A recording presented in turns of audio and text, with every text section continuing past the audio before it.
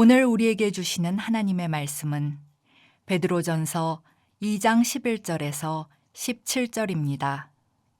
사랑하는 자들아, 거류민과 나그네 같은 너희를 권하노니 영혼을 거슬러 싸우는 육체의 정욕을 제어하라. 너희가 이방인 중에서 행실을 선하게 가져 너희를 악행한다고 비방하는 자들로 하여금 너희 선한 일을 보고 오시는 날에 하나님께 영광을 돌리게 하려 함이라. 인간의 모든 제도를 주를 위하여 순종하되 혹은 위에 있는 왕이나 혹은 그가 악행하는 자를 징벌하고 선행하는 자를 포상하기 위하여 보낸 총독에게 하라. 곧 선행으로 어리석은 사람들의 무식한 말을 막으시는 것이라. 너희는 자유가 있으나 그 자유로 악을 가리는 데 쓰지 말고 오직 하나님의 종과 같이 하라. 무사람을 공경하며 형제를 사랑하며 하나님을 두려워하며 왕을 존대하라. 이는 살아계신 하나님의 말씀입니다. 아멘. 제가 지난 추석에 안시성이라고 하는 영화를 여러분들에게 소개한 적이 있습니다. 그 영화를 이게 제가 재밌게 봤는데 저에게 인상적이었던 건 영화가 개봉되기 전에 그 주인공이었던 조인성 씨를 어떤 기자가 인터뷰한 내용이었습니다. 기자가 이렇게 물었어요. 안시성이라고 하는 영화는 역사적인 결말이 빤한 영화인데 이 영화가 관객들에게 얼마나 흥미가 있겠습니까? 그때 조인성 씨가 아주 인상적인 대답을 했습니다. 이 영화는 우리가 뻔히 알고 있는 역사적인 사실입니다. 중요한 것은 우리가 알고 있는 이 사실을 어떻게 만들어냈는지 그 과정을 보는 게 흥미로울 것입니다. 제가 이 말씀을 묵상하면서 이 베드로전서를 이렇게 쭉 함께 강의하면서 그런 생각이 들었어요. 이미 우리들에게 다 내려져 있는 결론에 대한 말씀입니다. 우리 새 소망을 가지고 우리들이 하늘나라를 향해 가는 우리들이 나그네요 순례자라는 거죠. 여러분들 어떻게 생각하세요? 여러분들이 예수 믿고 구원받은 백성인데 이쯤 살면 하늘나라 가겠죠? 어떻게 생각해요? 조금 깽판 쳐도 대충 살아도 하나님이 받아주시겠죠? 저는 그렇게 믿습니다. 여러분들 하늘나라 가실 거예요. 우리들이 하늘나라에 간다고 하는 소망에는 불변합니다. 그런데 우리들에게 정말 중요한 게 있습니다. 우리들이 하늘나라에 갈 때 어떻게 가는가? 영광스러운 삶으로 우리들이 갈 수도 있고 수치스러운 삶으로 갈 수 있다. 그러니까 우리들에게 중요한 것은 결과가 아니에요. 이 과정을 살아가고 있는 우리들에게 주어진 일을 우리들이 어떻게 보는가. 오늘 베드로서 기자는 우리들에게 세 가지 권면을 하고 있습니다. 첫 번째 권면은 우리의 육신의 정욕을 거슬러 우리들에게 싸우라고 말씀하고 있거든요. 오늘 말씀해 보니까요 11절에 사랑하는 자들아 거류민과 나그네 같은 너희를 권하노니 라고 되어 있어요. 여러분 베드로전서에는 나그네라고 하는 말이 많이 나오고 있죠. 거류민, 나그네 어떤 특징을 가지고 있나요? 그냥 우리들이 흔히 생각하기에 지나가는 사람이에요. 그러니까 거류민과 나그네는 지금 우리들이 지나가는 삶에 대해서 그렇게 큰 비중을 두지 않습니다.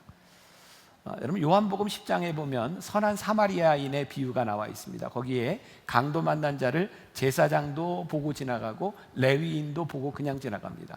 저에게 언뜻 그런 생각이 들었어요. 왜 저들은 강도 만난 자를 바라보고 그냥 지나갔을까? 지금 그들의 길에서 만난 강도 만난 자가 그의 삶의 목적이 아니라 내가 지나간다고 생각했으니 그냥 그렇게 쉽게 지나가지 않았을까? 그런데 계속해서 베드로서 기자가 우리들에게 이야기하는 것은 너희들이 나그네요 거류민으로 살아가는데 너희들이 하늘나라에 가는 본향이 있는데 너희들에게 중요한 것이 지금 너희들에게 주어진 이 시간을, 이 상황을, 이 사건들을 어떻게 살아가는 것이 중요하냐를 우리들에게 끊임없이 말씀하고 있는 거예요. 거류민과 나그네 같은 너희들에게 권하노니, 오늘 11절 말씀 보니까 거기에 줄을 한번 쭉 거놓으시면 좋을 것 같아요. 영혼을 거슬러 싸우는 육체의 정욕을 제어하라. 그러니까 우리들이 나그네로서 살아가는데 지금 이 자리에서 중요한 게 뭐예요? 영혼을 거슬러 싸우는, 우리의 영적인 것을 거슬러 싸우는 육체의 정욕을 제어하라는. 육체의 정욕, 영어 성경에 보니까 sinful desire라고 되어 있어요. 죄악된 욕망이에요. 영어 성경에 보면 against라고 하는 말도 있고 abstain이라고 하는 말도 있어요. 우리들이 싸우는 거예요. 대항하는 거예요. 여러분들 하나님을 믿으며 여러분들이 성경대로 산다, 말씀대로 산다고 하는데 필연적으로 여러분들의 삶은요, 이 세상을 거스르게 되어 있어요. 조금 더 과격하게 표현하면 전쟁인 거죠. 만일 우리들이 말씀대로 살아가는데 이 갈등과 전쟁을 느끼지 못하고 살아간다면 우리는 말씀대로 살고 있지 않다, 그 말이 우리들에게 맞을지도 몰라요. 말씀을 준비하며 보았던 어떤 이야기입니다. 어떤 슈퍼마켓에 한 남자가 쇼핑 카트에 아들을 이렇게 태우고 쇼핑을 하고 있었어요. 종종 그런 거 보죠. 아이가 고함을 지르기 시작하고 징징 울면서 막 떼를 쓰기 시작합니다.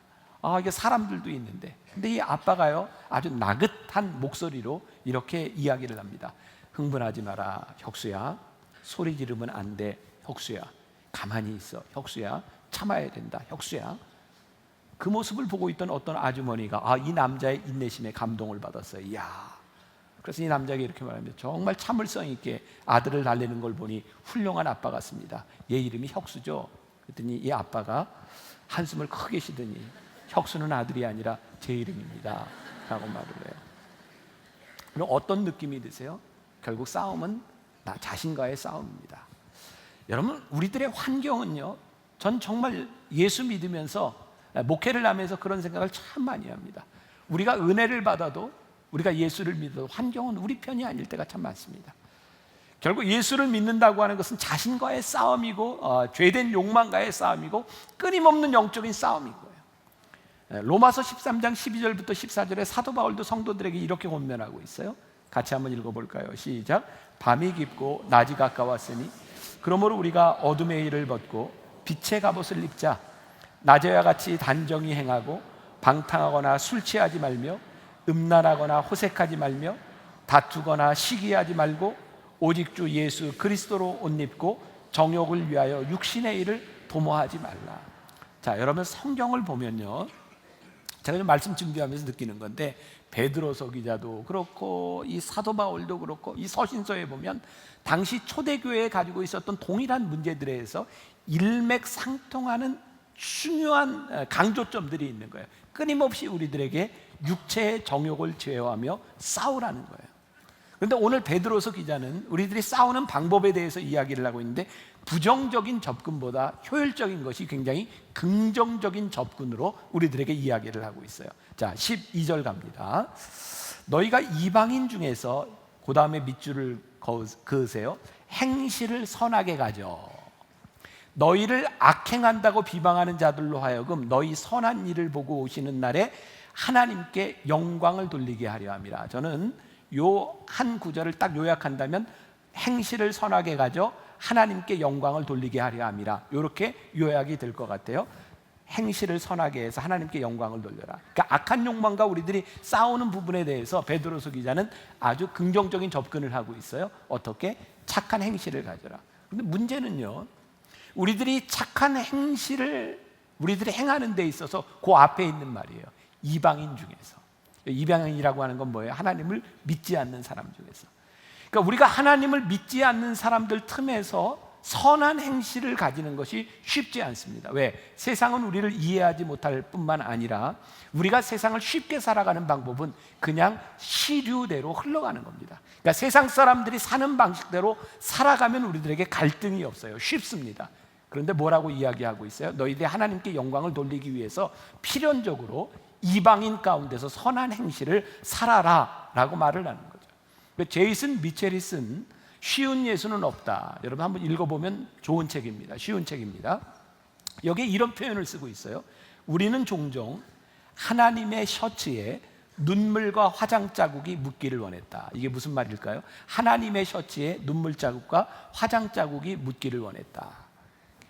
저 지난주에 영성훈련 인도하고 왔는데요, 뚜레스 디아스에서 가끔 은혜를 받고 이렇게 은혜를 받으면 나타나는 현상이 울죠. 통곡하는 사람들을 종종 봅니다. 은혜를 받고 울면 울음에서 그치지를 않죠. 눈물만 나오나요? 콧물도 나오죠. 돌아가신 저희 아버님은 옛날 은혜 받으면 형님 동생 다 나온다 그랬어요. 눈물, 콧물, 거기다 조금 지나치면 막 거품까지 물고 막 이렇게. 그렇게 은혜를 받고 막 자기 때로는 그 감동 마음을 이렇게 제어하지 못하고 저에게 이렇게 막 안기는 분들이 있어요. 남자들은 좀 괜찮은데 여자들 같은 경우에는 눈물이 나면 화장이 막 지워지고 막 이게 이렇게 여기에 묻습니다. 그러면 제가 이거 안 묻히려고 이렇게 막 이렇게 아주 묘한 그런 거 있어요. 그냥 제가 그런 생각이 났어요. 우리는 누군가의 울음과 누군가의 상처를 보듬어 주는데 나에게 조금만 피해가 가도 내가 조금 부담스러운 상황이 돼도 우리는 참 피하려고 할 때가 많았구나. 그래서 그런 표현을 쓴 것 같아요. 하나님의 셔츠에 눈물과 화장 자국이 묻히기를 우리는 원했는지 모른다. 그러니까 예수를 믿는다고 하는 것은요, 우리들에게 주어진 삶의 현장 한가운데서 하나님이 우리들에게 책임을 물으시는 것은 하나님께 우리의 책임을 전가하는 것이 아니라 너희들이 지금 걸어가고 있는 거류민과 나그네같이 걸어가고 있는 너희들의 삶 한가운데서 악한 욕망과 거슬려 싸우는 너희들의 삶 가운데서 너희들에게 주어진 행동에 대한 책임을 우리들에게 물으시겠다는 거예요. 그래서 쉬운 예수는 없다. 예수를 믿는다고 하는 것은 결코 쉬운 것이 아니다. 제가 요즘 정말 많이 깨닫는 거거든요. 우리가 너무 쉽게 예수를 믿으려고 하니까 진리대로 살아가지 못하는 거예요. 진리대로 살아가는 것은 좁은 문으로 가는 거고요, 좁은 길로 가는 거고요. 예수를 믿는 것은 쉬운 일이 아닌데 우리들이 그 길을 가는 이유는 그 길이 생명의 길이고 하나님께서 우리들에게 사명으로 주신 길이기 때문에 그 길을 가는 거죠. 이 베드로전서 말씀은 제가 설교 원고를 평신도들과 함께 나누고 묵상을 이렇게 나누었던 말씀이라 한 분의 묵상글을 여러분들에게 소개해 드립니다. 요 원고를 읽고 한 분이 이렇게 묵상글을 써주셨어요. 내가 주님을 인격적으로 만나고 있을 때 세월호 사건이 터졌다. 내 큰아이가 고3이고 둘째가 중2였다.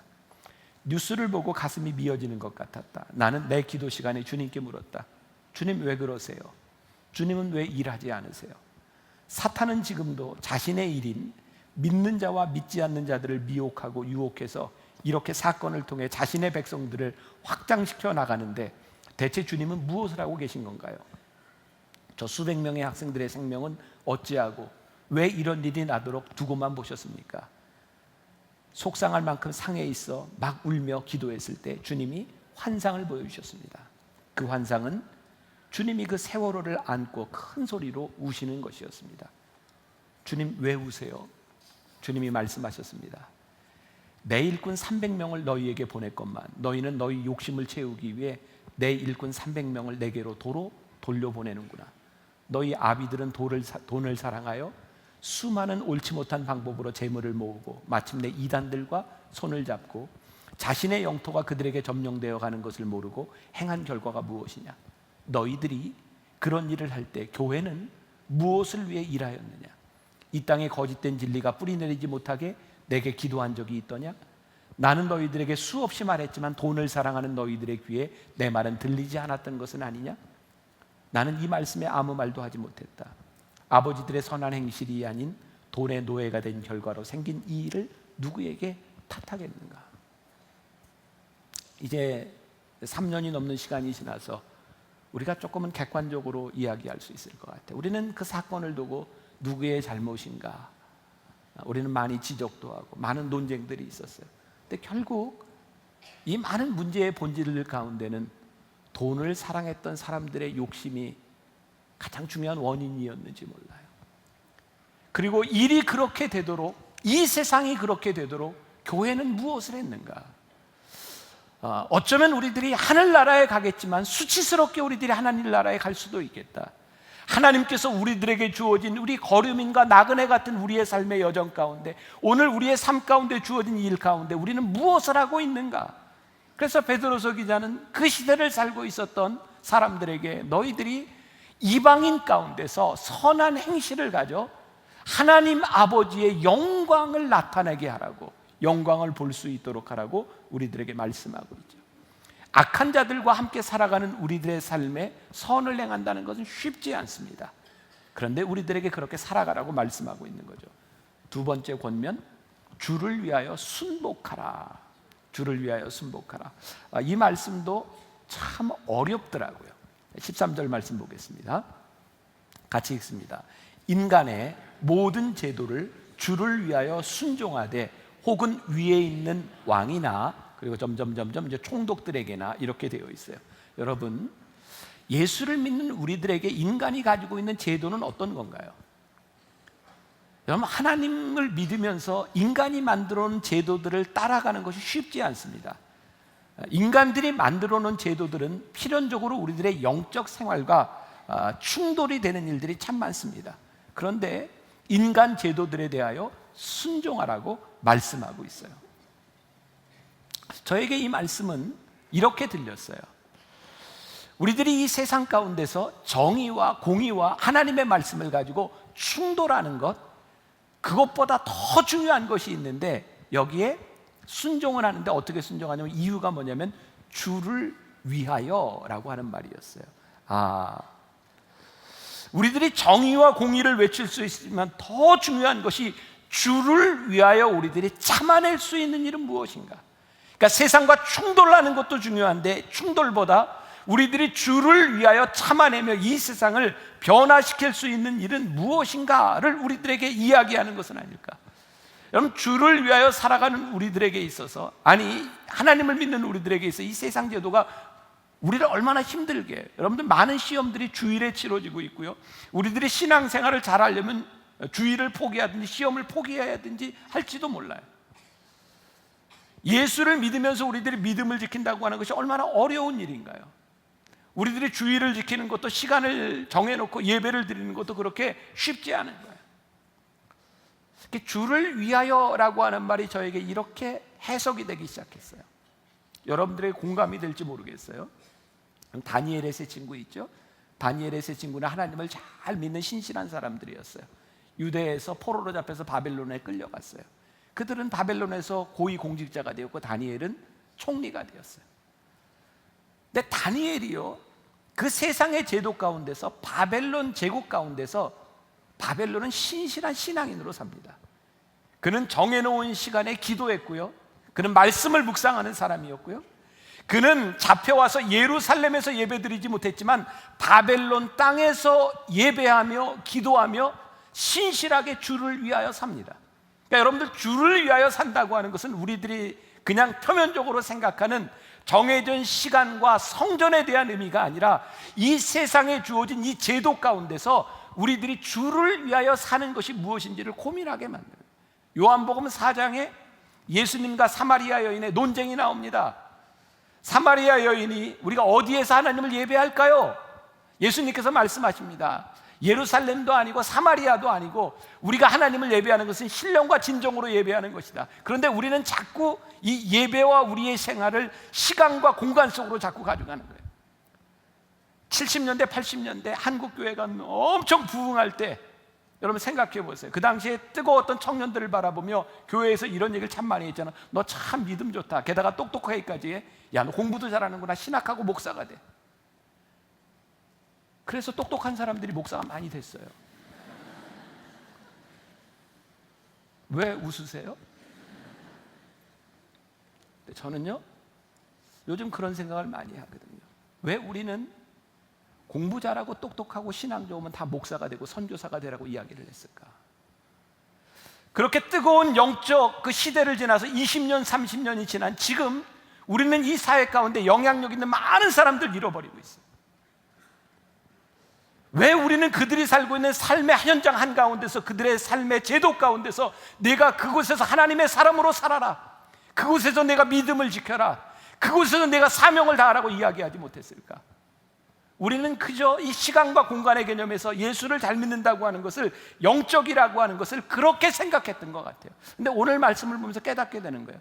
내가 주님을 위하여 이 세상 제도에 순복하라라고 하는 말은요, 세상 시류를 따라 살아가는 것이 아니라 주님을 위하여 너희들이 세상에서 할 수 있는 일이 무엇인가, 너희들이 믿음이 좋다면 이 세상에서 할 수 있는 일이 무엇인가를 알라는 거죠. 반대로 이야기를 한다면 이 세상 제도 속에서 우리들이 주를 위하여 살 수 있듯이 이 교회 안에서, 신앙의 조직 안에서 우리들이 주님을 욕되게 살 수도 있는 거예요. 저는 뭐 여러 군데 설교를 날아다니니까 큰 기업에 뭐 신우회도 가고 여러 가지 뭐 정부 조직에도 가보고 가끔 그런 의문이 들 때가 있어요. 우리 크리스찬들이 모여서 예배하는 이 공동체가 정말 주를 위하여 예배하는 곳인가, 아니면 우리의 모임을 위하여 예배하는 곳인가? 우리가 국가 조찬 기도회를 하고 국회 조찬 기도회를 하는 것이 우리들의 굉장히 자랑스러운 전통일지 모르지만, 그것이 정말 주를 위하여 하는 일들인가, 아니면 이 신앙 공동체를 위해서 하는 일들인가? 세상 제도에 순복하라, 주를 위하여. 이것은 우리들에게 굉장히 중요한 말인 것 같고, 오늘 우리 모두에게 굉장히 큰 도전을 주는 일인 것 같아요. 팀 켈러 목사님의 책을 보면서 그분이 이런 지적을 하더라고요. 미국에도 동일한 그 진보와 보수가 있고, 민주당, 공화당, 우리나라에도 진보와 보수가 있어요. 근데 참 신기한 건 진보와 보수 전부 크리스찬들이 있다는 거죠. 전부 난 크리스찬들이 있어요. 근데 한 번 내가 어떤 정당을 지지하고 누군가를 지지하기 시작하면, 선거에서 그 사람이 안 되고 그 당이 떨어지면 정말 꼴보기도 싫고 세상이 망하는 것 같은 거죠. 팀 켈러 목사님이 그렇게 이야기를 합니다. 당신이 지지하는 그 정당, 그 누군가를 절대 선으로 생각하는 순간 하나님이 거기에 개입하실 수가 없습니다. 우리는요, 이 세상 제도 가운데서 우리가 다 만들어 놓고 우리가 할 수 있는 것이 아니라 하나님이 일하실 수 있는 것을 하세요. 내가 원하는 사람이 되지 않아도, 내가 원하는 정당이 되지 않아도 우리들이 거기에 순복하고 우리들이 따라가고 나라와 민족을 위해서 기도할 수 있는 것은요, 내가 원하고 원치 않는 것에 대한 부분이 아니라 하나님께서 일하심을 믿기에 내 마음대로 되지 않아도 하나님을 바라보며 우리들이 기도할 수 있는 것. 저는 만나교회에서 제가 가능하면 이 예배 가운데서 우리의 정치적인 신념이나 이데올로기를 이야기하지 않으려고 하는 이유 가운데 하나는, 우리는 이데올로기로 모인 사람들이 아니라 하나님을 믿는 백성으로 모였기 때문에, 하나님을 믿는 백성인 우리가 무엇을 해야 할까를 우리들이 고민하기 시작할 때 주를 위하여 산다는 것이 무엇인지를 생각해 볼 수 있지 않을까. 세 번째 권면, 하나님을 두려워하는 마음으로 살아라. 자, 16절과 17절 보겠습니다. 16절, 17절 같이 봅니다. 시작. 너희는 자유가 있으나 그 자유로 악을 가리는 데 쓰지 말고 오직 하나님의 종과 같이 하라. 뭇사람을 공경하며 형제를 사랑하며 하나님을 두려워하며 왕을 존대하라. 자, 여기 중요한 말이 있죠. 너희들이 자유가 있는데 그 자유를 악을 가리는 데 쓰지 말고 어떻게 해요? 하나님의 종과 같이 하라. 자, 이게 굉장히 중요한 포인트고요. 그 다음에 뭇사람을 공경하며 형제를 사랑하며, 근데 거기에 어떻게? 하나님을 두려워하며. 그러니까 하나님을 두려워하는 마음으로 뭇사람을 공경하며 형제를 사랑하라는 거예요. 이 땅에 지어진 모든 사람들이 하나님의 자녀임을, 하나님의 형상을 가진 사람들임을 우리들이 고백하는 것, 이게 하나님을 두려워하는 일이라고 생각해요. 자, 공경과 존경이라고 하는 것은 뭘까요? 내가 이 사람을 존경합니다 라고 할 때 그 말은 뭐예요? 내가 당신을 중심으로 생각하겠습니다, 그런 의미가 아닐까요? 누군가를 공경한다면 그 사람을 배려하는 거죠. 우리들이 단순히 선행을 하는 동기가 단순히 선행, 그것이 아니라 하나님을 두려워하기 때문에 이 사람을 다르게 보는 거예요. 자, 황금률이죠. 마태복음 7장 12절에 그러므로 무엇이든지 남에게 대접을 받고자 하는 대로 너희도 남을 대접하라. 이것이 율법이요 선지자니라. 자, 이 말씀해 보니까 뭐예요? 사람들에게는 대접받고자 하는 욕망이 있는 거예요. 성경은 이것을 거부하지 않습니다. 그러니까 우리들 모두가 대접받고 싶어 하는 거예요. 이것이 잘못된 것은 아니에요. 그런데 세상의 원리와 하나님을 믿는 사람의 원리가 무엇이 다른가? 세상은 대접받기를 원해서 대접을 받으려고, 제가 지난주에도 갑질 이런 이야기 하는데, 우리들 요즘 흔히 이야기하는 게 재벌 2세들의 갑질 아니에요? 그들이 돈도 있고 권력이 있으니까 대접을 받고자 하는 마음이 있어서 대접을 받으려고 가지지 못한 사람들을 업신여겨요. 왜? 그래야 내가 대접을 받으니까. 가지지 못한 사람들을 학대해요, 경멸해요. 그래서 내가 대접을 받아요. 근데 성경은 우리들에게 뭐라고 이야기했어요? 너희들이 대접받고자 하는 마음이 있는 것이 잘못된 것이 아닌데, 너희들이 대접받기를 원한다면 너희들이 먼저 대접해라. 그것이 너희들이 대접을 받는 길이다. 저에게 제 생각입니다. 영성이란 이런 거구나 라는 생각이 들었어요. 지난주에도 우리들 영성 훈련을 갔다 왔지만 그 영성 훈련하고 찬송 크게 부르고 기도 많이 해서 우리들이 목소리가 걸걸해져서 미슈메가 이래서 영성이 드러나는 것이 아니라 이 말이에요. 우리들이 오늘 여기에서 예배드리고 말씀을 듣고 매주 한 주도 안 빠지고 우리들이 나가기 때문에 그것이 영성이 아니라 우리들이 하나님을 두려워하는 마음으로 하나님의 마음이 내 속에 있어서 우리의 뭇 형제와 자매들을 공경하고 존중할 수 있는 마음이 생기는 것, 그것이 영성이다. 왜? 하나님을 두려워하는 마음이 내 속에 들어가 있으므로 누군가를 대할 수 있는 것, 이거 영성이 살아있는 것. 자, 저는 지금 우리 한국 사회와 이 전 세계에 일어나고 있는 일들을 바라보며 저에게 믿음이 하나 있어요. 요즘 제가 그런 얘기를 많이 합니다. 정말 이 시대가 이렇게 악하고 어려워진 일을 바라보며 정말 하나님의 말씀만이 길이요 해답이라고 하는 것을 내가 더 생각할 수밖에 없고, 우리 교회 슬로건인 교회가 이 땅의 소망입니다라고 하는 이 슬로건이 정말 우리들에게 중요할 수밖에 없다. 왜 그렇게 생각하는가? 하나님의 말씀이 우리들에게 살아있어서 하나님을 두려워하는 자들인 우리들에게 영성이 살아있어야 바뀌지, 그 어떤 것으로도 이 세상은 바뀌지 않는 것 같아요. 요즘 우리 사회에 지금 핫 이슈 중에 하나 우리 경제 문제잖아요. 저는 누구 말이 맞는지 맨날 거짓 뉴스 이러니까 누구 말이 맞는지 모르겠어요. 한 가지 분명한 것은 어떤 것도 답이 없다는 거예요. 우리 용어가 뭐죠? 우리 최저임금 때문에 우리들은 이게 기업이 어떻게 어려워진다고 해서 이렇게 얘기를 하는데, 어떤 또 대기업 같은 데서는요 최저임금에 52시간 딱 시간을 정해 놓으니까 오히려 그것만 지키면 회사에 유익이 되는 데도 있대요. 그런가 하면 이것 때문에 어려움을 당하는 사람들도 있어요. 참, 이 정부가 나쁘게 하려고 법을 만들겠습니까? 좀 잘 살아보자고, 좀 같이 좀 먹고 살자고 이렇게 법을 만들어 놓으면 기기묘묘하게도 또 그 법을 빠져나가는 법을 만들어요. 지금 집값 좀 잡겠다고 법을 만들면 또 그거를 또 빠져나갈 수 있는 기기묘묘한 일들이 있어서 지금까지 우리는 법으로 절대로 안 된다고 하는 것을 우리들은 정말 많이 깨닫고 있지 않아요? 제가 황당한 꿈을 꿔요. 이 빈부의 격차와 양극화를 해소할 수 있는 문제는 절대로 법의 문제가 아니라 영성에 대한 문제다. 왜일까요? 제 속에 그런 마음이 드는 거예요. 우리 하나님을 믿는 여기에서 예배드리는 우리들 가운데 이거 최저임금 이런 것에 대한 문제가 아니라, 내가 사업을 하고 장사를 하는데 내가 돈을 이만큼 버는데 내 마음에, 내 눈에 누가 들어오냐면 함께 일하는 사람이 들어와야죠. 하나님의 마음으로 그들이 보이기 시작할 때 그들을 위하여 내가 나눌 수 있는 마음이 생겨야 이 문제가 해결이 되지, 이걸 법으로 정해놓는다고 악한 인간이, 왜 인간이 법을 만들어요? 성악설 아닙니까? 인간을 악하다고 보니까 이것을 법으로 뭔가 하려고 하는데 법으로 이게 고쳐지지 않는 거예요.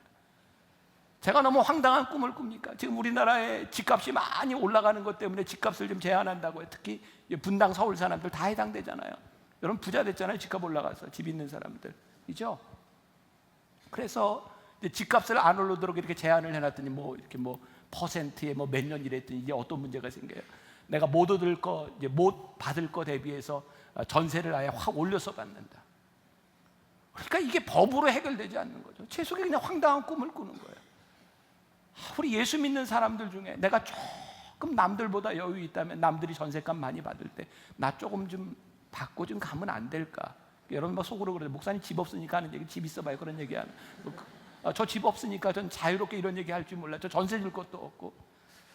모르겠어요. 저는 세상 물정을 모르니까 모르겠어요. 그런데 정말 우리들에게 하나님의 형상을 가진 우리의 형제와 자매들이 우리들의 눈에 들어와야 이 세상이 바뀌어지지, 이게 제대로 바뀌어질 수 있는 일인가?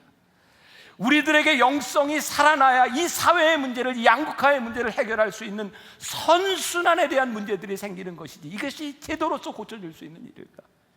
그래서 저는 이 베드로 또 사도 바울의 편지를 바라보며 그 시대 2000년 전에 가졌던 그 문제, 이건 우리들이 생각할 수 없는 문제인 거예요. 지금 이 편지를 받는 사람들의 많은 사람들은 노예였어요. 근데 복음을 받아들이고 그들이 자유하게 되었는데 베드로가 뭐라고 얘기해요? 너희를 학대하는 그들에게 순종하라는 거예요. 순복하라는 거예요. 주를 위해서. 너희들이 예수를 믿고 이 공평한 세상을 만들기 위해서 확 뒤집어 놓는 것, 공의와 정의와 평화를 이야기하는 것, 그게 잘못된 것은 아닌데 너희들에게 더 중요한 것이 있다. 주를 위하여 주님의 마음으로 너희들이 할 수 있는 것이 무엇인가? 저는 훨씬 더 높은 가치의 영성이 여기에 있다는 생각을 해요. 오늘 16절 말씀에 보니까 유진 피터슨이 이렇게 표현하고 있어요. 하나님을 섬기는 일에 자유를 쓰십시오. 당신의 자유를 가지고 어떤 규칙을 깨는데 사용하지 않도록 하십시오. 오늘 본문에는 이런 표현이 되어 있어요. 오직 하나님의 종과 같이 하라. 종은 누구예요? 주인의 말씀을 듣고 주인의 마음을 따라가는 거죠. 우리가 하나님의 종이라고 생각한 믿음의 고백을 하지 않고 우리가 자꾸 종이 되려고 하죠. 그래서 하나님의 마음을 따르려고 하지 않아요. 시편 103편 8절에 보면 하나님의 속성, 하나님이 어떤 분인지 설명하고 있어요. 여호와는 긍휼이 많으시고 은혜로우시며 노하기를 더디하시고 인자하심이 풍부하시도다. 자주 경책하지 아니하시며 노를 영원히 품지 아니하시리로다. 우리의 죄를 따라 우리를 처벌하지는 아니하시며 우리의 죄악을 따라 우리에게 그대로 갚지는 아니하셨으되. 제이슨 미첼이요, 쉬운 예수는 없다 해서 이렇게 말을 합니다.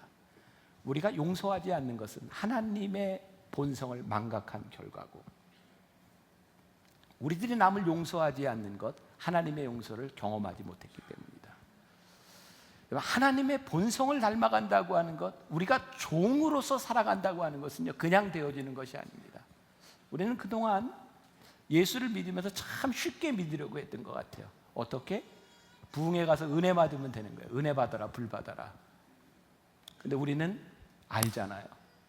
우리가 흔히 은혜를 받았다고 하는 그 은혜가 정말 하나님의 뜻대로 살아가는 것이었는지, 종으로 살아간다고 하는 것은 우리들에게 많은 노력이 필요한 것 같아요.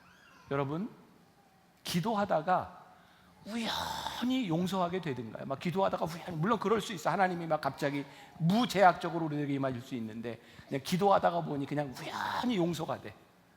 막 기도하다 보니까 우연히 사랑이 돼. 근데 제가 경험하는 것은요, 정말 용서하기 위해서는 우리들에게 몸부림치는 기도가 필요해요. 쉽지 않아요. 내가 누군가를 사랑한다고 하는 것은요, 하나님 앞에 철저하게 무릎 꿇고 기도하고 눈물을 흘리지 않으면 그거 쉽게 되는 일 아니거든요. 하나님의 본성을 닮아간다는 것은 우리들에게 노력이 필요하고요, 하나님의 종과 같이 산다고 하는 것은 우리들이 종으로 살아가겠다고 하는 결심을 하지 않으면 그거 쉽지 않은 일이에요. 제가 너무 비판적으로 이야기를 하는 것 같은데, 요 근래 들어서 기독교 사학 재단들이 많은 이렇게 어려움을 당하고 있어요. 우리 근대사에 우리나라의 가장 큰 공헌을 한 것이 크리스찬 기독교 사학들 학교들이 세워진 거 아닙니까? 그런데 요즘 학교에서 성경도 못 가르치게 해요. 기독교 정신도 못 가르치게 해요. 이제 막 세무조사 나오고 막 이렇게 그 힘을 다 빼앗기는 상황들이 되었어요. 그래서 사학재단에 있는 많은 사람들이 또 우리 기독교 계통 안에서 이거 우리 지켜야 된다, 그런 운동도 하고 권리를 찾자라고 하는 운동도 하죠. 근데 제가 너무 비판적이다라고 생각하는 것이 뭐냐면, 왜 세상 사람들이 기독교 정신으로 세워진 학교에 대하여 재정에 대한 문제에 손을 대고, 왜 그 학교에서 하고 있는 일들에 대하여 세상이 손가락질을 하게 되었는가? 저는 언제부터인가 하나님께서 우리들에게 주신 사명으로 세워진 학교에서 하나님의 마음을 잃어버리고 세상의 손가락질을 받고 있는 것은 아닌가? 그러니까 우리들의 권리를 찾는 것보다 더 중요한 것이, 우리들이 지금은 주를 위하여 순복하며 우리들이 핍박받는 것이 어쩌면 필요한 때를 살아가고 있지 않을까? 너무너무 목사로서 기분 나쁜 게 저요. 교회를 향해서 세무조사한다? 이제 대형 교회들 세무조사한다? 또 이런 얘기들이 있어요. 이제 교회에 세금을 부과하겠다. 전 개인적으로 여러분들이 세상에 살면서 다 세금을 낸 이후에 헌금으로 내는 것에 대해서 세금을 부과하는 것은 마땅치 않다고 생각합니다. 저는 그건 부당한 일이라고 생각합니다. 근데 세상이 그렇게 얘기를 하거든요. 제 마음에 그런 생각이 들어요. 왜 세상이 교회를 향하여 세금을 부과해야 된다고 생각하고 왜 세무조사를 해야 된다고 생각했을까? 세상이 왜 교회를 향하여 손가락질을 하게 되었을까? 그래서 우리가 지금 이거는 부당하다, 우리들이 이의를 제기하고 우리의 권리를 찾는 것보다 정말 더 중요한 것이 있는데, 하나님이 교회를 세워주셨을 때, 우리를 믿음의 사람으로 불러주셨을 때에 우리들에게 종과 같은 마음으로 섬기라고 주셨던 마음들을 우리들이 회복하는 일들이 더 필요한 때가 되지 않았는가. 저 개인적으로 좀 그런 생각을 해요. 교회가 조금 더 핍박받아야 정신 차린다. 여러분들이 세상에서 예수 믿는 것 때문에 더 힘들고, 예수 믿는 것 때문에 더 좀 욕 좀 먹고, 그리고 그 안에서 내가 종된 섬김이 무엇인지를 생각하며 견뎌내야 하나님께서 다시 우리를 쓰실 날이 돌아오리라 생각해요. 그래서 고난이 유익인 거예요. 고통이 우리들에게 유익일 수 있는 거예요. 오늘 베드로서 기자가 우리들에게 권면합니다. 이 세상의 정욕에 대하여 거슬려 너희들이 싸우라 이야기하고 있죠. 또 너희들이 주를 위하여 순복하라. 또 하나님을 두려워하는 마음으로 너희들이 그렇게 살아라 라고 말씀하고 있습니다. 오늘 이 말씀 붙들고 세상으로 나가는 여러분들 결코 쉽지 않을 겁니다.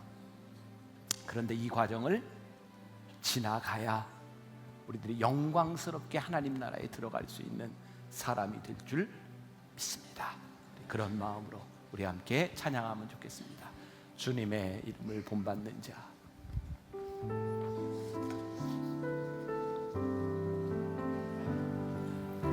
주님의 마음을 본받는 자, 그 맘에 평강이 찾아오는 험악한 세상을 이기리니 하늘로부터 임함이로다.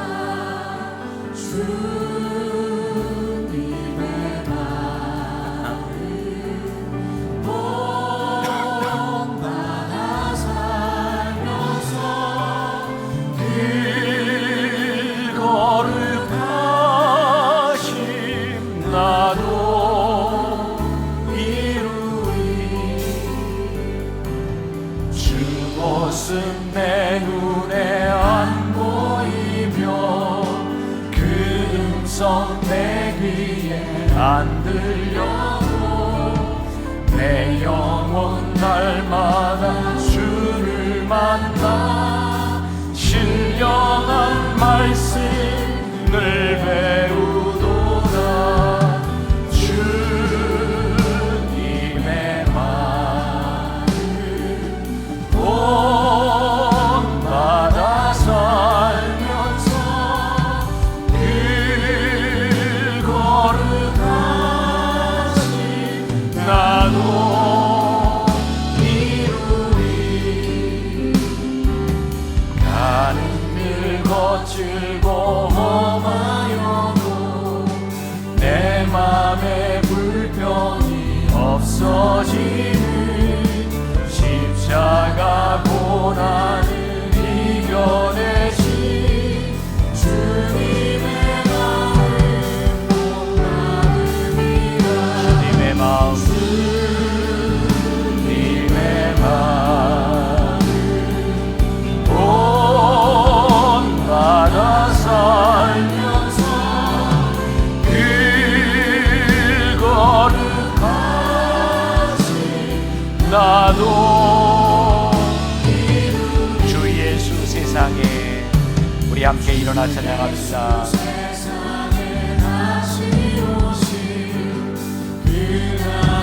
구성도 변화하여 주님의 빛나는 그 영상을 다 함께 보며 주 찬양하는 주님의 마음,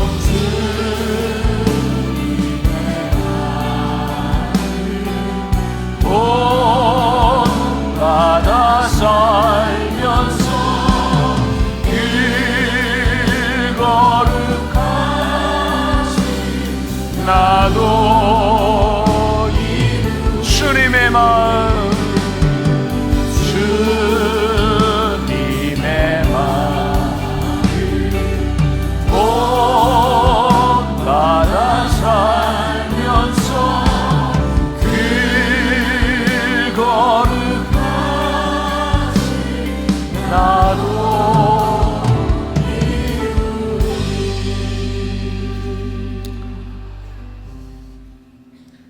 하나님을 믿는다고 하면서도 주님의 마음은 본받지 않으려고 할 때가 참 많았던 것 같습니다.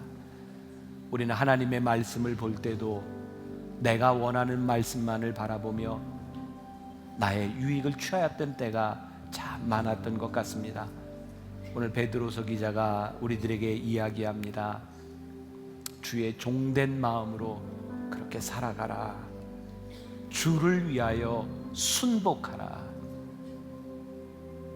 이 세상의 악한 욕망과 거슬려 싸우라고 우리들에게 말씀하고 있습니다.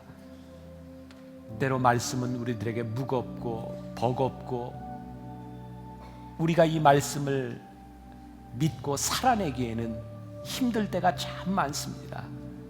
하나님이 우리와 함께 하시겠다고 말씀하셨고 우리는 이 땅에 머무는 사람들이 아니라 이 땅의 거류민이 아니라 본향을 향해 가는 나그네이기에 하나님 앞에 영광스러운 모습으로 서기 위하여 우리들이 이 길을 가려고 합니다. 끝까지 이 길을 가는 사람들, 승리한 우리 성도들이 되게 하여 주옵소서. 창립기념일을 지나며 우리가 또 하나님 앞에 드리는 귀한 예물들이 하나님의 마음을 기쁘게 하는 일에 쓰임받기를 소원하고 기도하며 준비합니다.